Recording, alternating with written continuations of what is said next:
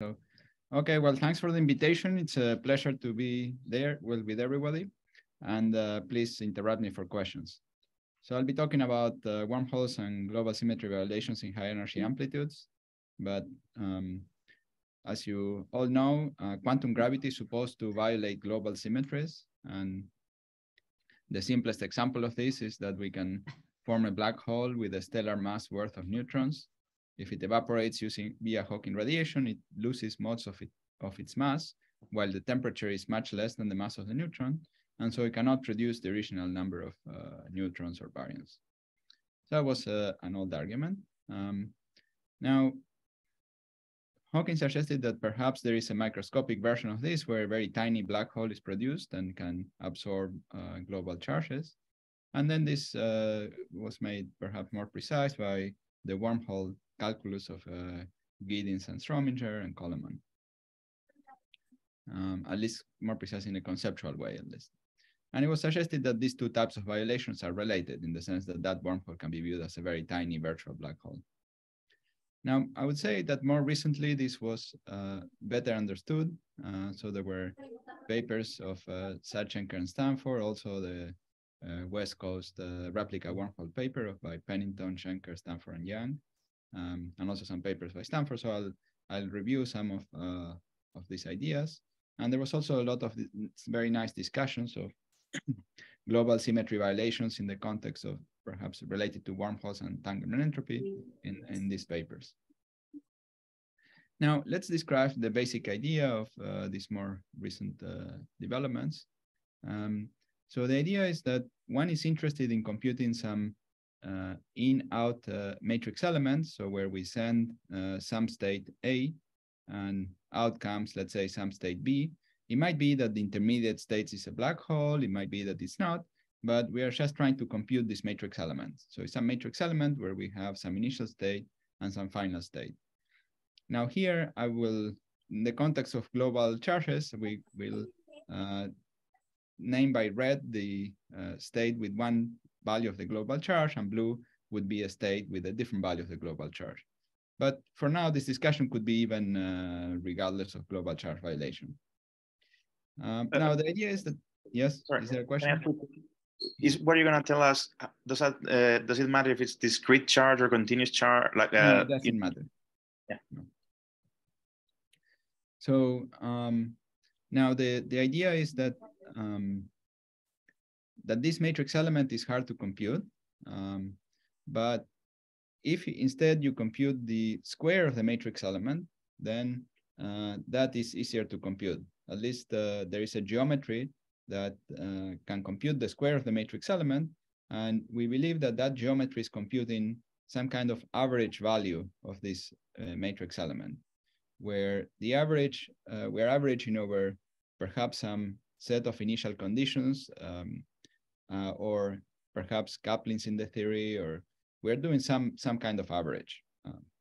The average we're doing will depend on in each particular case, but the idea is that we'll have a geometry, and the new geometry that computes this has the feature that it has the following feature. So naively, we would think that in order to compute each matrix element, we would have two separate geometries, one computing the overlap of A with B, and the other computing its complex conjugate.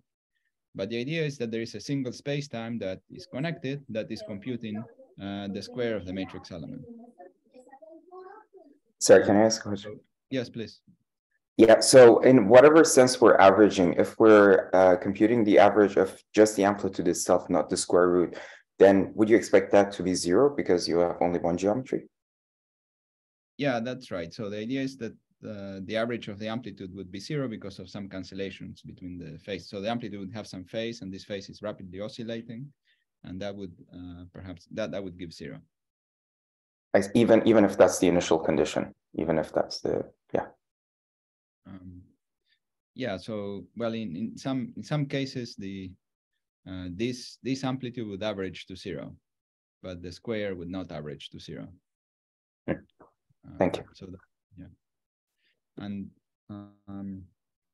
so so we're computing the square of the amplitude, and the idea is that the geometry topologically looks like this. So there is a wormhole connection between the two sides, and let's say the particles A with some value of the global. So in the full geometry with the two-sided geometry. So again, there are two sides. One corresponds to the AB. Wonders of online technology. Sorry, was that the question or no?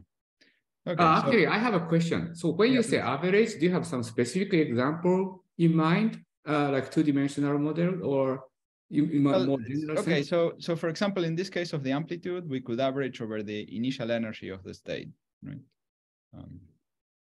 I see. Thank you. We take not a specific energy, but some average over energies. So now, of course, this average has been discussed in various other examples, like, for example, SYK models, etc. But I don't have that specific case in mind. So here I was trying to explain what this picture is supposed to represent how the geometry looks like. And there are two important points here. One is that the geometry is connected between the two sides. So two sides are the part that corresponds to the, let's say, the bracket overlap, while the other one computes the complex conjugate.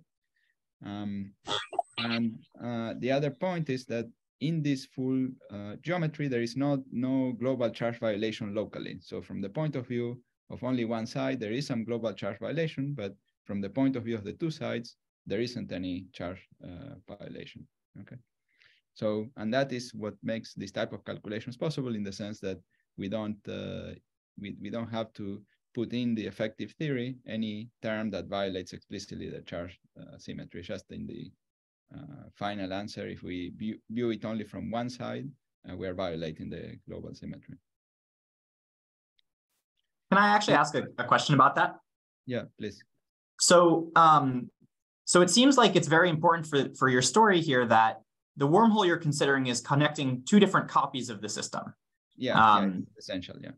Right, because if you don't have sort of another universe for the charge to flow into, it doesn't seem like you can have any violation of conservation of charge just from topology. Yeah, exactly, yes. And so tell me if this is the correct picture that you're saying. You're saying that, well, even if I'm in a specific theory, I probably think my specific theory has some local violation of charges. I don't know how to compute that. So I'm going to average over states in my particular theory, and then that should be described by a wormhole, which has some universal universal features.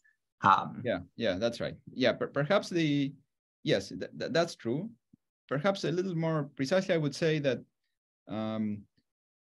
by setting up this type of boundary conditions, we'll find that there are some wormhole contributions, right, that have this topology. Let's say this is the, let's say, mathematical fact, if you wish, that there are these contributions. And then we interpret it in the way you said, that the fact that they arise because of some average and some interpretation of these wormhole contributions.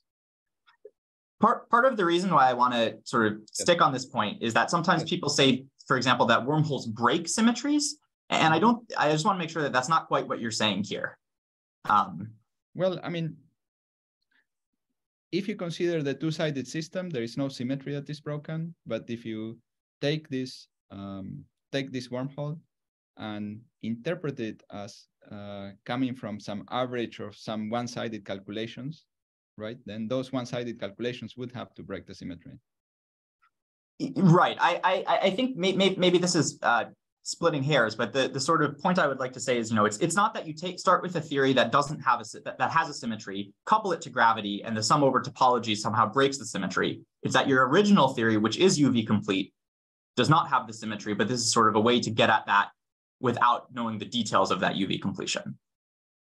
Yeah, that's the idea. Yeah, so this in the cases where we can compute the right-hand side, the idea is that this right-hand side is computed in the low energy effective theory.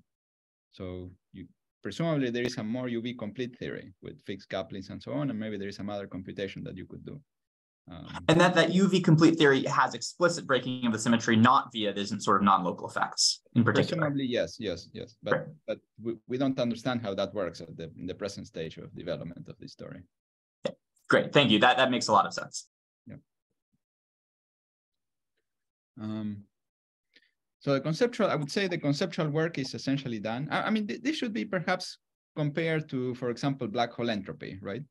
So in black hole entropy, we have a black hole solution that computes for us the entropy, but we can't describe the macro states very clearly from the low energy theory. It's somewhat similar in spirit. It's a bit of a window into the high energy theory, but purely from the low energy theory. And the idea that there is a UV complete theory and so on is some assumption, right? It's at least from the point of view of this low energy theory.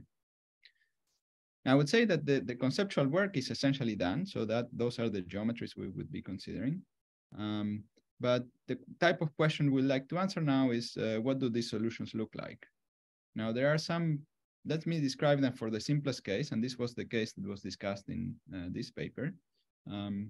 So in this case, what they considered was configurations that are made in the following way. So you start from some, well, first of all, you have an ADS2 gravity theory or JT gravity theory. And so we have a boundary, so that's the ADS2 boundary. And then we start the system in some particular state with some, and that corresponds in the bulk to some end of the world brane. So this is where we start the system. We evolve it in Euclidean time up to some time here. And the A state would be somewhat, the B state would be somewhat similar. We started with an end of the world brane and we evolve it to here. So the right-hand side here defines the overlap of A with B. And then we have a similar complex conjugate computation on the left-hand side. And then there is some geometry that connects the two through these end of the world branes, which are sort of bulk objects. And in this case, one can even compute all perturbative gravity corrections and so on. So it's a very explicit and calculable model.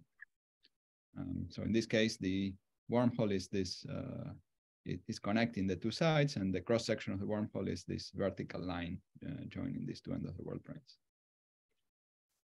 There it is, there's the cross-section. Now, in this case, the states A or B basically look like black holes. So for example, if we compute just the AA overlap or the norm of the state, just to get oriented, we would, again, insert an end of the world brane. Was there a question? No. So we insert an end of the world brane, and we evolve up to here. So that's the get, and then the bra would be something similar. And in this situation, if we cut here at equal to 0, we get a state that looks like a black hole with some brane inside, or some particular state. I mean, we should think of this brane, so that in their model, their branes had some index, and there could be different types of branes. And conceptually, we should think of them as some different ways in which we can prepare a black hole. So it could be just a single. Sorry, Juan. Just quick question to see if that I'm following. So this is just the Euclidean preparation. If this you didn't have the on the left, would be like doing like the thermophile double, or yeah, this is the Euclidean. Yeah, so the thermophile double would be a similar preparation, but we have two sides. So yeah, here, this is a Euclidean preparation of a state in one side. Right, so the one side, and that's where the brane is. Yeah, okay. Yeah, that's right. So this brane is cutting off here the left side, so there's no left side. There is some evolution only up to the right side. There is only the right side, and there's some state in the right side. Okay. Is that clear? Yeah, okay. Yeah, and so in this case, this overlap then would be given by, well, that connected black hole geometry, and then we divide by the geometries that compute the AA and BB overlaps, and then that gives something of order e to the minus s. So each of these geometries has an e to the s contribution that comes from the black hole entropy, the fact that we have a fixed point of the U1 symmetry at the center of each of these geometries. So we get an e to the minus s, which is roughly what we expect. So each state is a particular A and B are two particular microstates of the black hole, and their generic overlap then should be e to the minus s over 2. Okay, so now we are basically going to do essentially the same, but we would like to ask the question of what happens if they do not look like black holes. So what if we start with no black hole at all, and we send in a high energy excitation that produces one? So we send in a high energy excitation, perhaps it produces a black hole, and some other high energy excitation comes out. So what follows is based on a paper that we wrote with Yimin Chen and Ibrahim Abba, where we try to analyze this question. So more precisely, the question is that we're going to be interested in high energy scattering for energies much bigger than M Planck. And we are asking what is the global charge violating exclusive amplitudes in flat space. This really is an academic question because it is expected to be very small.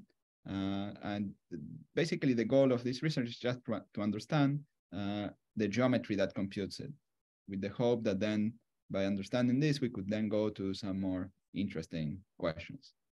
Now, in fact, the more interesting question is— Sorry, Juan, can I ask a quick question about this? What do you say is expected to be very small? So here you're throwing like some shock wave, forms a black hole evaporates, goes into radiation. Yes. So are you not computing like the typical amplitude for that process, or? Yeah. The thing is, it's in this word exclusive. So it's an academic question where we are asking, what's the probability that you form a black hole? And instead of having the typical evaporation, slow evaporation process, we have two high energy particles that take out all the energy. I see. There's just two particles coming out. You really mean two particles? So there are only two particles. It's just, I mean, it is an academic question, so it's not the thing that will typically happen. The only reason we are discussing it is because we can compute it, not. Yes, and you're saying it's academic because this is really the 2-to-2 scattering. You're throwing in two very high energy quanta and asking that two very high, just two particles come out, right? Yes. Sorry, can I ask a question? Yes, please. Do you take the energy to be bigger than this mass of the smallest black hole, or in Planck? Yeah, that's a very good question. So here we are going to take it to be much bigger than the mass of the smallest black hole, where we can track the effective theory. Mm-hmm. So that's what you need. Thanks for, I should have said that, but thanks for the question. Thank you. Maybe since we are asking one more thing, so if I think later of adapting this to the breaking, like to the Wilson coefficients in some higher derivative terms that are breaking the symmetry and trying to quantify how small they have to be, this e to the minus s, now it's related to scattering. Does it mean that if I consider not exclusive, but like anything, I don't know, like I can produce more things, there is a way to enhance this factor and then have a larger breaking, or considering 2-to-2 scattering should be enough to try to bound the minimal breaking that you have for a global symmetry? Well, I think we are not going to answer this interesting question that you're asking, which is which is this question of the Wilson coefficients, right? So we have gravity plus the standard model, and then we have some 4 fermion operator whose coefficient, for example, we would like to bound.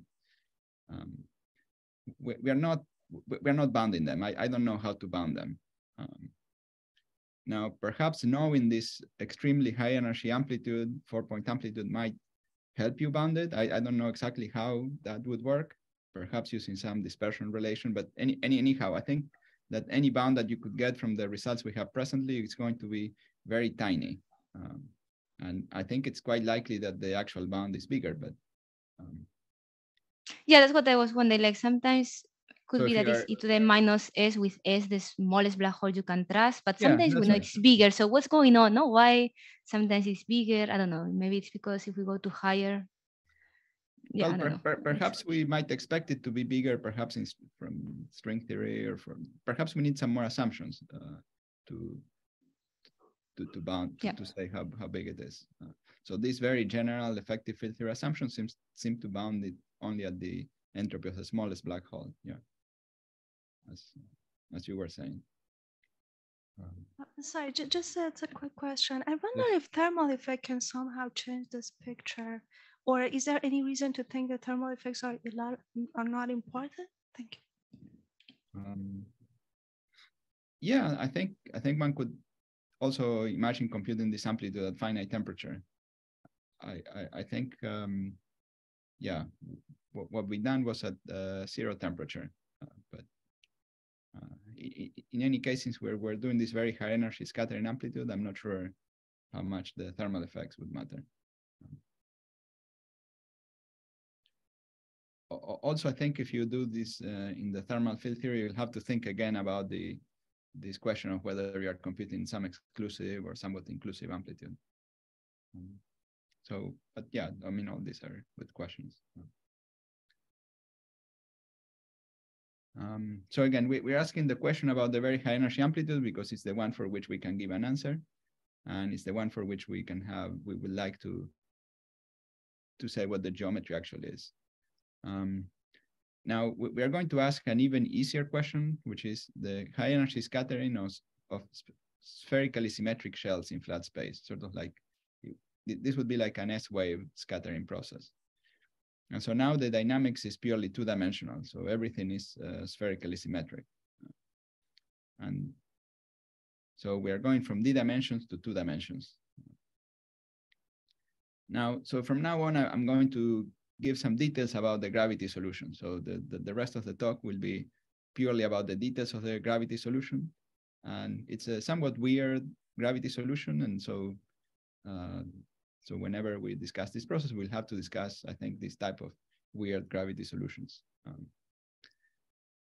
Okay, so we're interested in two-dimensional gravity theories. So the two-dimensional gravity theories are sometimes called dilaton gravities. I think they should be called probably entropion gravities. So they have an action of this form where there is some scalar field, which if you normalize the action in this way, it directly gives you the entropy of the corresponding black hole when there is a horizon.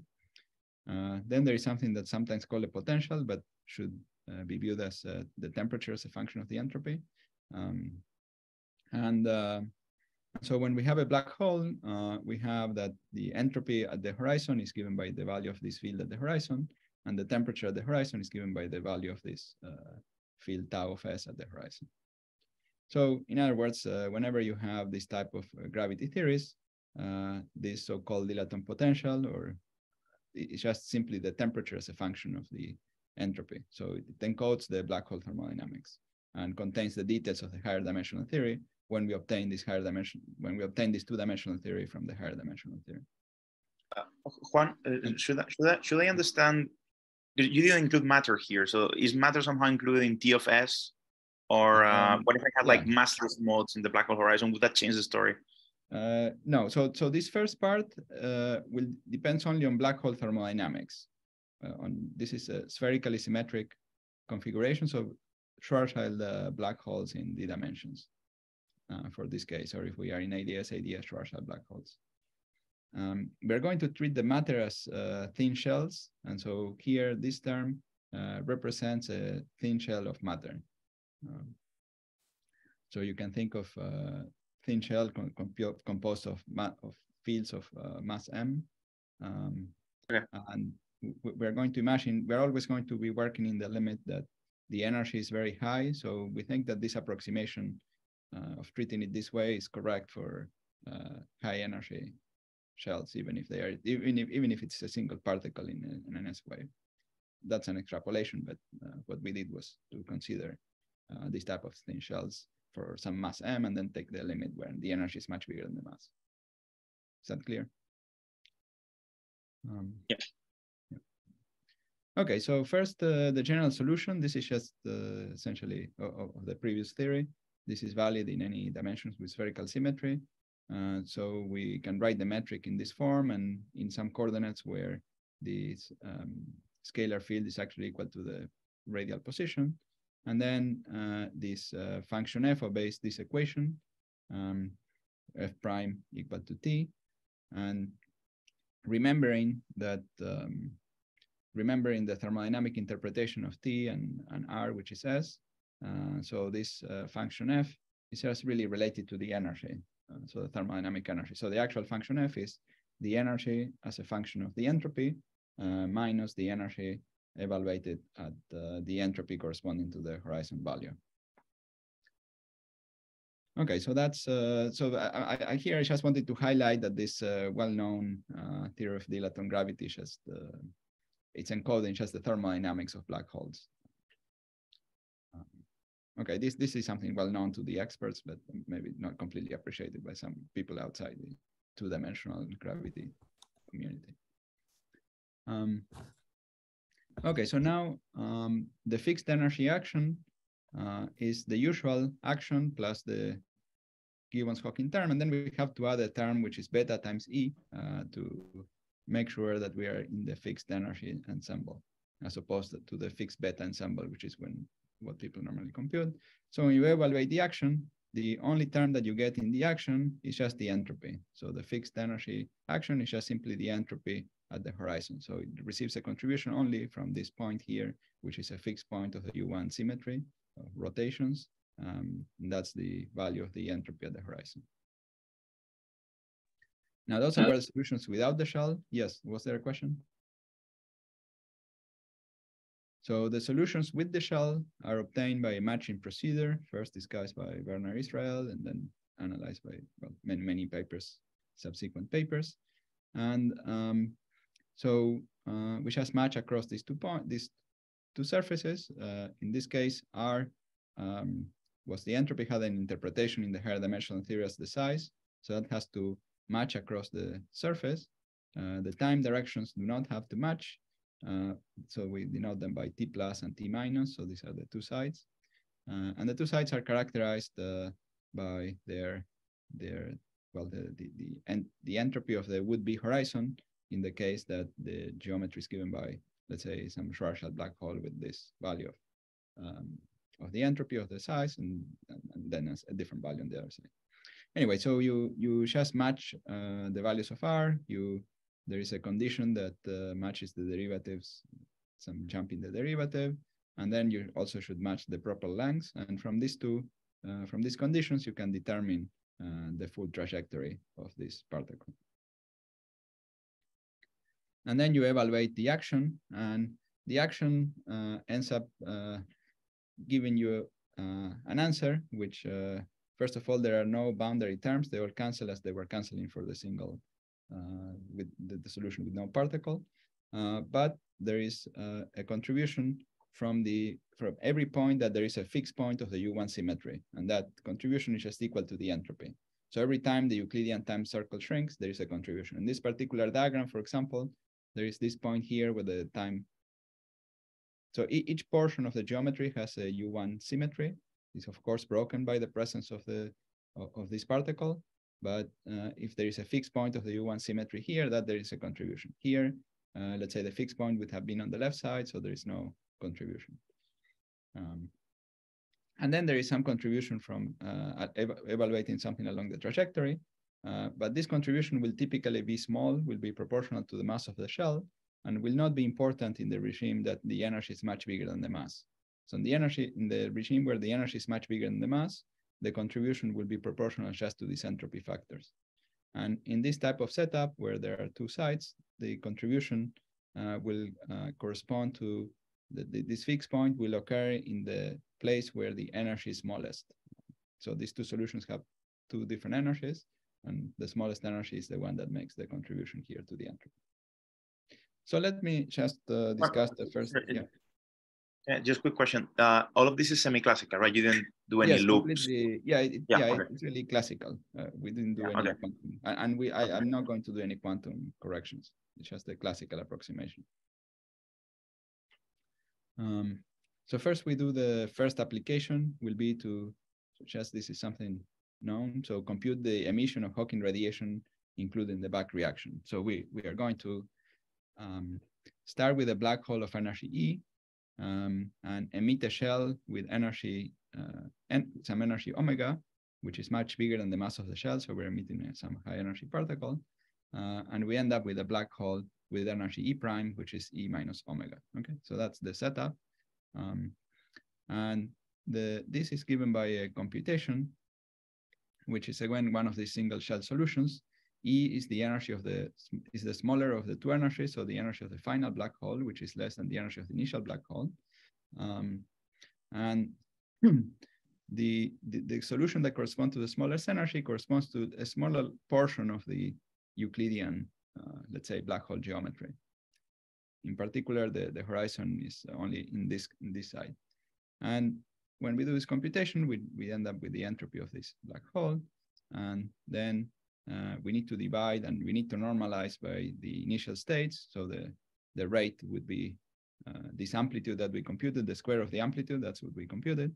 And we divide by the number of initial states. So we get the ratio of the two entropies, and so we get this answer.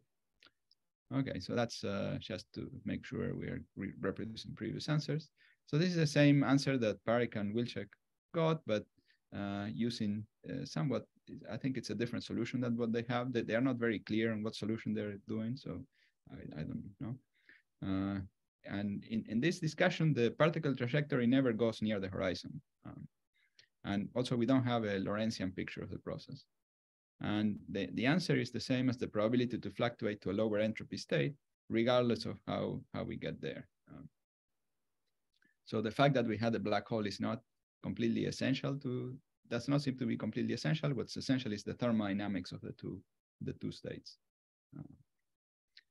So far we had an initial black hole going into a final black hole. And now we'll discuss some solutions where on one side there is no black hole in the sense that perhaps in the initial state or final state, there is no black hole. So for example, we can start with the following configuration. So imagine we start with empty, let's say ADS, for example, and we insert a shell that creates some state with, so this is Euclidean time, some shell with positive energy that is computing this type of two-point function. And then the back reaction, so if we do that and we consider some high energies, that is related to the short distance limit of the two-point function. And the back reaction in this plus region, which is a small portion of the geometry with positive energy, is actually very small because the particle is very close to the boundary. So the change in the geometry here is relatively small. So that's in the Euclidean space. So this is somewhat well known. Well, I mean, this is what the type of pictures we usually draw when we compute the two-point function. So here we're imagining we insert a shell, so we could imagine it's an endpoint function where all the points are, so there are many points here, all distributed on the sphere, but they're all contracted with the corresponding point on the sphere, just some Euclidean time later. Okay, so and the action in this case is relatively small and does not include the black hole entropy factor. And as we increase the energy of the shell, this particle moves closer to the boundary. Now the Lorentzian continuation of this is different. So if we cut here and we continue to Lorentzian signature, we'll have the shell falling in. And if the energy is very large, it will form a black hole in the interior. But this black hole, at least so far, is not making any appearance in this computation.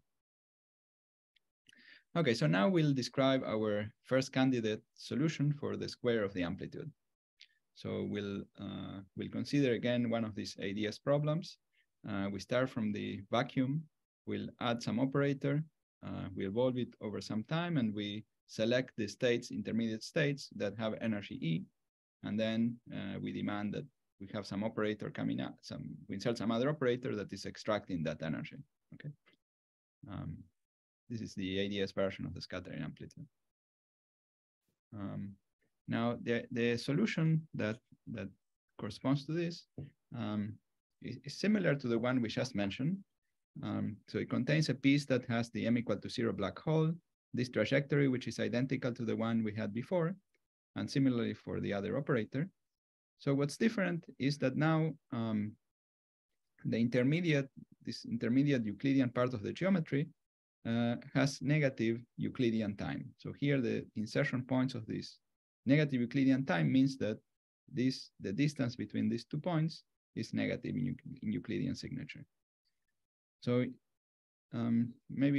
perhaps this is another way of representing the solution. So recall that in the previous discussion, we had the shell and we consider what's, let's say, outside the shell. What we're doing now is in this same region, we're moving to the left side into sort of negative Euclidean time, okay? And so one way to represent it could be like this. So we have the ADS and the yellow region corresponds to us moving into negative Euclidean time.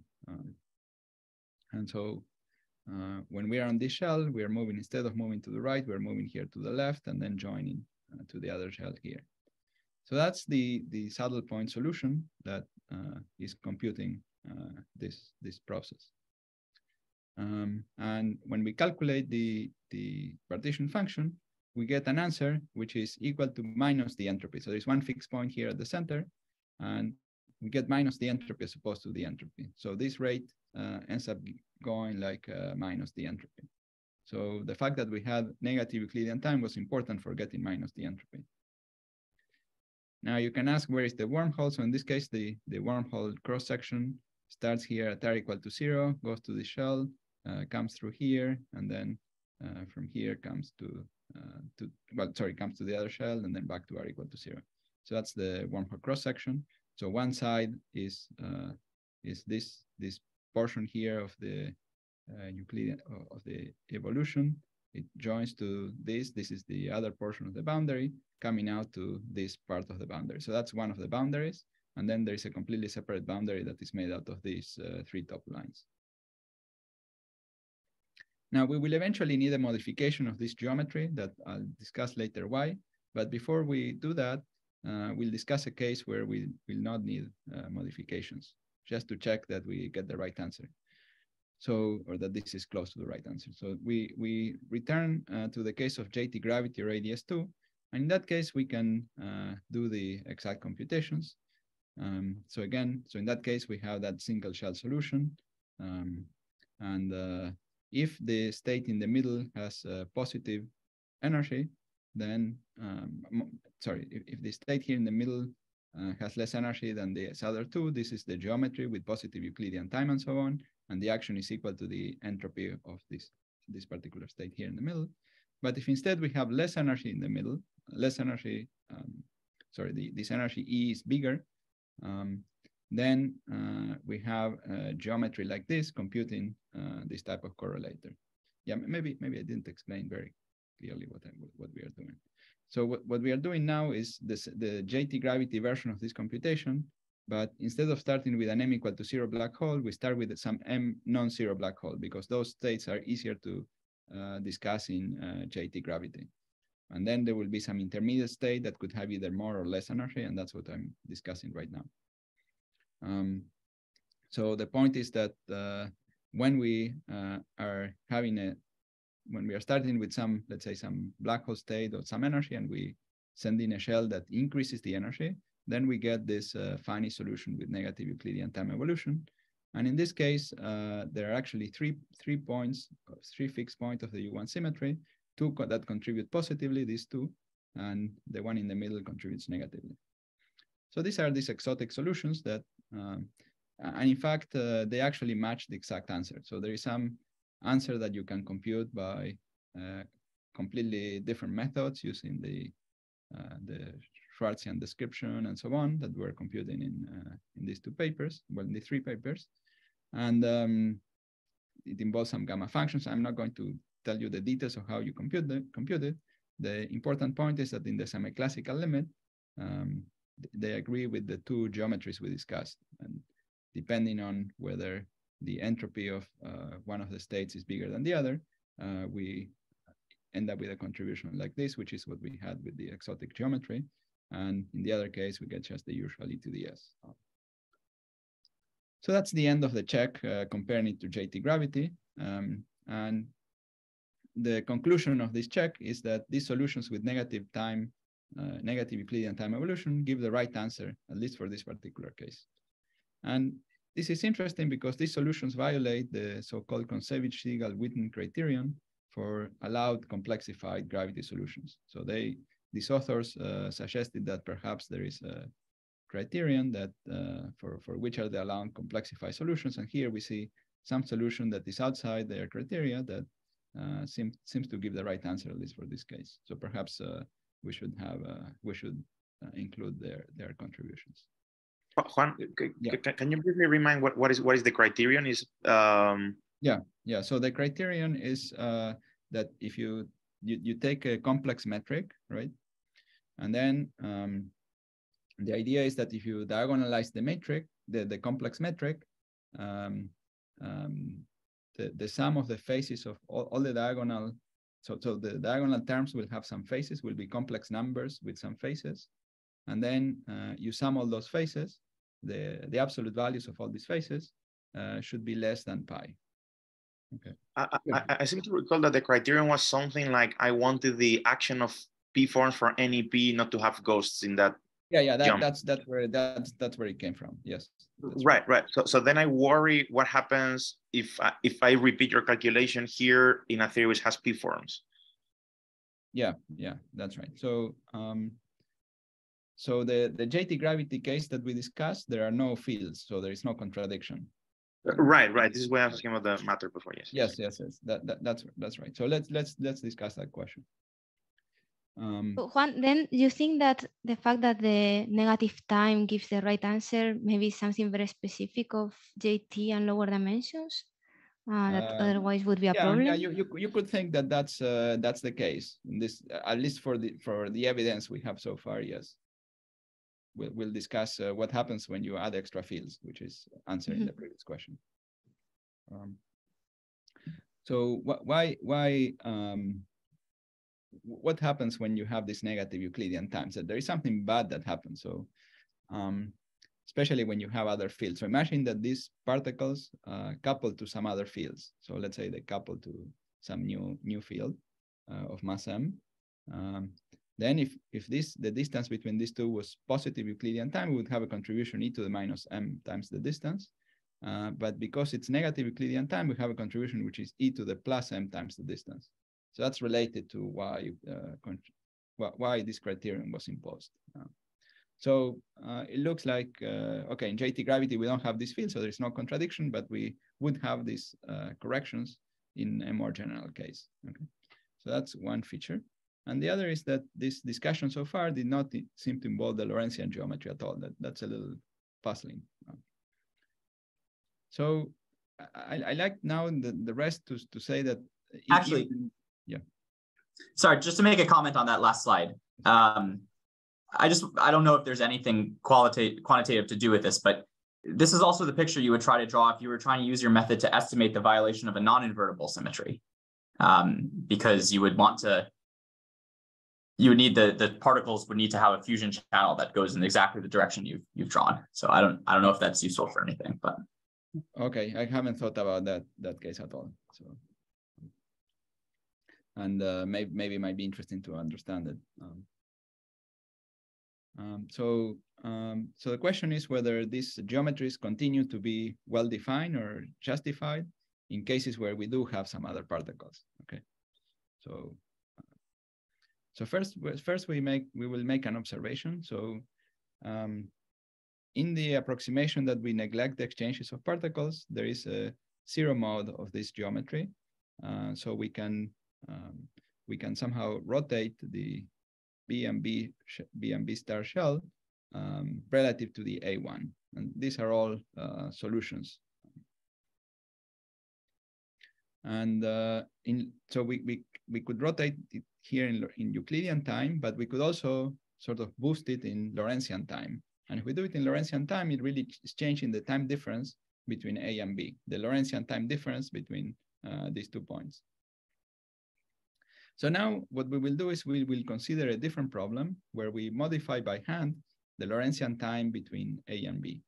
And the objective of doing that is to produce a setup where we can trust again this type of geometry. So what we're going to do is we're going to separate so again, we had the same observable we had before, except that now in this integral over T prime, we're going to try to focus this T prime onto some big Lorentzian time T. So there will be some big Lorentzian time T, but we're not going to fix it exactly. We're going to fix it with some error that is relatively small, so that also in addition, we somewhat fix the energy. So we're going to approximately fix the energy and approximately fix the time, of course, in a way that is compatible with the energy time uncertainty principle. And that will be perfectly allowable if we are considering times much bigger, let's say, than the inverse temperature of the black hole. Okay, so that's what we're going to compute. So we are separating the operators A and B in time by hand. And so now we will have a solution for this new problem. And the solution for the new problem is very similar to the solution for the old problem, except that we've cut this negative Euclidean time disk in half. and we inserted a Lorentzian time evolution in the middle. So this part here looks like the usual two-sided black hole, and we're doing some extra Lorentzian time evolution. Now, there are some good properties of this Lorentzian time evolution. And part of it is that due to this quasi-normal mode decay of perturbations of a black hole, there will be a decay of these corrections that were causing us trouble before. So let me try to explain a little more that point. So imagine that we have some particle exchange between these two that as we were having before. So there is some negative Euclidean time evolution that will lead to growth, while there is the Lorentzian time evolution leads to exponential decay. And if we have a lot of Lorentzian time evolution plus a small negative Euclidean time, the net result could still be a decay. So the net somehow distance is positive. So there is a negative Euclidean distance, but effectively there is a positive Euclidean distance. So when we go, for example, to long times and we are computing a 2-point function at long times in the Lorentzian geometry, there is a distance between these 2 points. It's an actual space-like distance that is growing. Okay, and the idea is that long distance due to the Lorentzian time evolution overwhelms the negative Euclidean time. And so the idea is that the computation becomes reliable when the time is very large. Juan, can I ask here? So the idea is this happens, you argue it happens for one particle. Does the picture change somehow if I have, like if I'm picturing like a black hole, I have like the whole tower of, SP, D waves, all the guys, or string modes. If I have a big tower, this doesn't change? Yeah, the idea is that that you have this, so what you should be thinking about is quasi-normal mode decay. So it's whether the decay of this of these quasi-normal modes is fast enough. And so you will have to analyze whether for your black hole, sometimes for every mode, blah, blah. Very high angular momenta, they might not decay so quickly. So we actually needed to take T very, very large, at least to have a blanket justification, like T of order the entropy of the black hole. So this was related to your question. So how large should we take T? This involves the details of the black hole quasi-normal modes. Well, if again, there are quasi-normal modes with large angular momentum that have slow decay, but still they decay. So you can still make them decay. Now, I should also mention that if the charge that we're discussing is a gauge charge as opposed to a global charge, then there are perturbations that will not decay. They are contained in the gauge fields. They're remembered by the gauge fields, and the answer will be 0.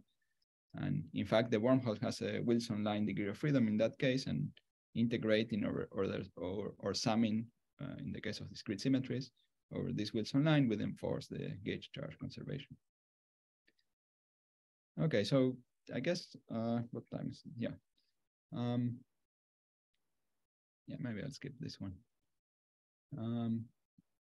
Now, this type of geometry, this type of Lorentzian evolution, so the geometry we discussed had a Lorentzian time evolution that contains some decay. And this type of geometry appeared also in the paper of Sachs, Schenker, and Stanford. And the fact that the corrections decay are, well, they are associated to a precise definition of the geometry, where we, in order to join these left and right sides, we are evolving rho as rho plus I epsilon in order to join from left to the right. And this defines a kind of eigenvalue problem where the energies are now complex and decay. And we show that the eigenvalues for the evolution under this Hamiltonian actually indeed are the same as those of the quasi-normal modes of the black hole. Yeah. Okay, and it was important for so in their paper, they were identifying the blue line with the red line. So so they had some geometry which was called the double trumpet. It's a wormhole geometry again, when they were computing the corrections to the spectral form factor. And they wanted the corrections, the field theory corrections, to decay, and indeed, well, they showed that they decayed. And the mechanism by which they decay is the same as the mechanism that we are using here. So here I had a few transparencies explaining why the eigenvalues of the operator that Sachin and Stanford define is are the same as the quasi-normal modes. Maybe I might skip them unless you have questions about that. So the conclusion is that this period of Lorentzian time evolution makes the solution well defined. It somehow suppresses these corrections that were growing in the original naive solution and gives us a solution that it looks like we can trust. The final solution that we get still does not obey the Kontsevich-Witten, the Kontsevich-Siegel-Witten criterion, but it looks like there is a separate argument that makes it well defined. So Juan, just to recap, the reason why you got the Lorentzian evolution was because you were introducing this spreading delta E in the correlate you wanted to compute. It was because we were imposing Lorentzian time evolution. So this contains two parameters. So before we were computing A of E, delta E was 0 and T was arbitrary. Okay. Yes. Not fixed at all. Now the important point here is to impose that we have some time separation T.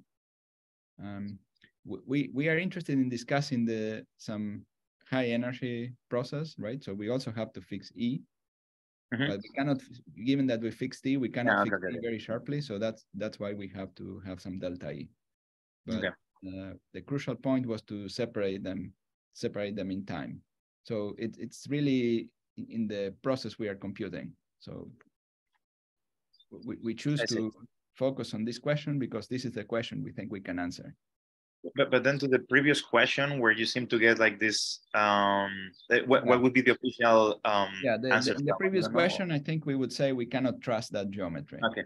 Yeah, so if we don't do this particular observable, we really have large corrections and we can't really trust it. So thanks. Yeah. So here we've somehow identified the corner where we can trust the geometry, where we think we can trust the geometry. Sorry, can I ask a question? Yes. So if you fix E, this, like after you include this Lorentzian time evolution, will also fix an average T for you, time difference. And can you, like, does that match, for example, the time delay for black hole? I don't know, the lifetime scale of the black hole that you would expect to form in that scattering process? No, it doesn't. So this is some parameter we put in by hand.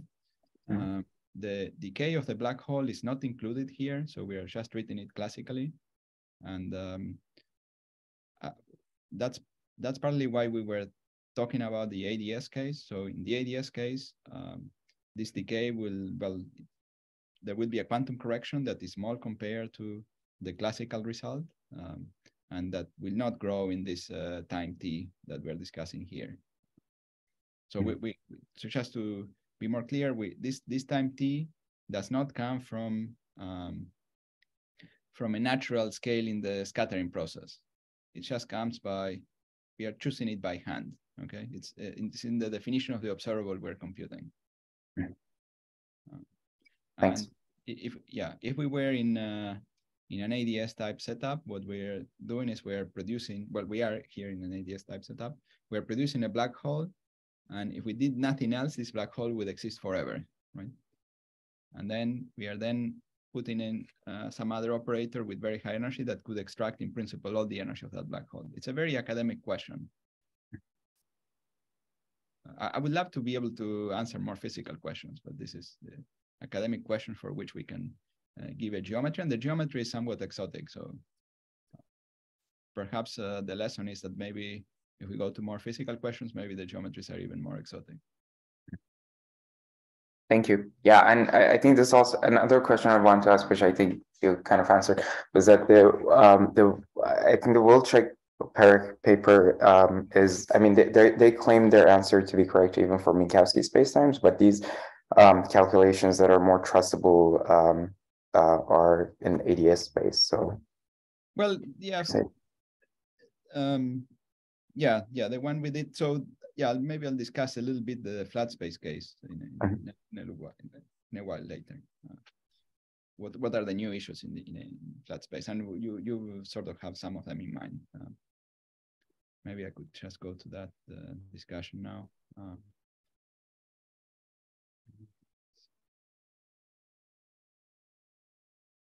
Well, we discussed a bit the averaging. I don't think we need to discuss it more. And we have discussed in general the solutions with ADS like boundary conditions. And so we then could ask about the flat space case, right? Now there's a naive idea to go to the flat space, which is to just set the energy E to be that of a small black hole in ADS. And then if you do that, then naively you have the same formula. But there is something strange about this answer, which is that these shells we were discussing and so on are very close to the ADS boundary. And so in this flat space limit, they would be very far from the flat space region, which is in the center of the ADS geometry. So we haven't understood yet how to phrase this in a purely flat space language, where the shells are really coming in, with some energy from the flat space boundary. And also in flat space, this exclusive condition will lead to a further reduction of the amplitude at long times due to the requirement that no Hawking radiation is emitted. So if we insist in computing the exclusive amplitude, which it's an academic question, we would need to require that no Hawking radiation is emitted during the intermediate time, during the time t, and that would suppress the amplitude, because the natural thing would be suppress the amplitude by some factor which is e to the minus time times the Hawking radiation rate. So, sorry, Juan. Another way you could try to suppress Hawking radiation is if you imagine you had like a charged black hole in the bulk, and you try the charged black hole to be the one that mediates the disappearance of some other global charge. Yes. You can certainly do that. That would be more similar to the ADS setup. Yeah, but yes, I agree. But I think it would be nice to have some. We did try, but we didn't succeed in getting the a purely flat space description of this. Perhaps perhaps we didn't have the right idea. Maybe some of you has the right idea for how to think about the flat space, like more flat space boundary conditions. And also another thing that we did not do is that we only consider S waves. So if you are interested in computing an amplitude that involves both the S and T Mandelstam variables, perhaps you could expand in partial waves and consider curved black holes as intermediate states. But it's not as obvious because of course, once you have angular momentum, the curved black hole is not just the unique solution outside the shell and so on. So we have not done it. So, but maybe there are again some classical solutions of this kind where you could have non-trivial S and T parameters. So in conclusions, we looked at some high energy amplitudes in ADS and studied the charge violating contributions due to black holes or wormholes. And we found a semi-classical geometry contribution, giving an answer which was e to the minus s as expected. And we would hope to understand better the flat space case. And certainly we did not answer the question about the higher, we definitely did not answer the question about the size of the higher dimension operators in the low energy theory, which is a more interesting question.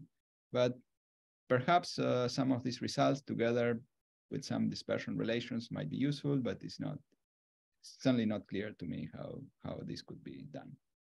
Thank you.